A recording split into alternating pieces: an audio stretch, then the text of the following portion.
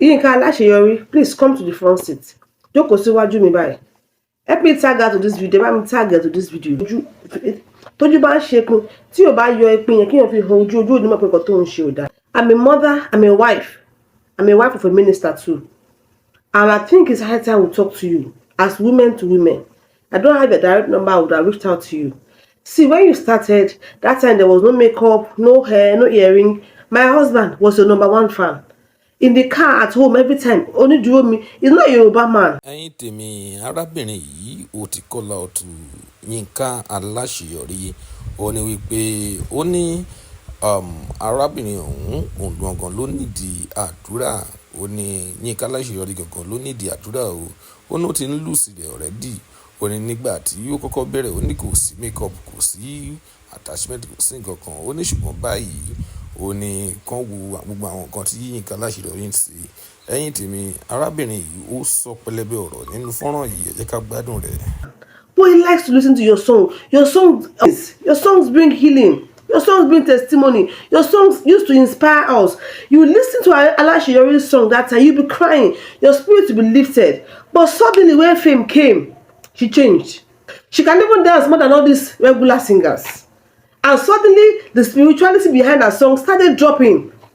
Many of us stopped listening to your song. Maybe I can't remember the last time I listened to your song. Until last week or 2 weeks ago when this song Momore came out again, my husband said, ALASEYORI has gotten his back. Maybe somebody has talked to her. She has been able to pray and God has shown her that she's deviating.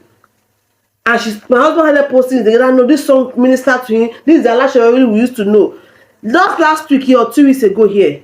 Then this week, you are saying this kind of thing. ALASEYORI, I think you are the one that needs the prayer. You need to go and pray and ask God.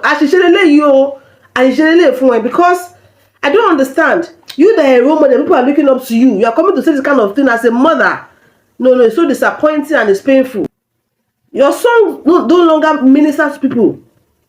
Until that last song is sung. If you don't know, go and check. People don't get moved again by your songs. You don't get moved again by your song. Your songs no longer minister to people. The only thing your song does is to entertain. To ban kọ́ńtẹ́lẹ̀ báyìí, ara yóò máa dìde ni.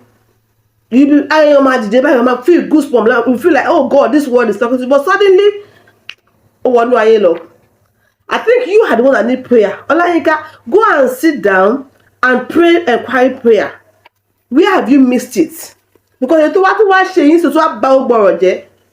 we that we are managing to say, okay, let's see how she's coming back. Oh, let's go back to her song. Suddenly, now I'll be going to see her.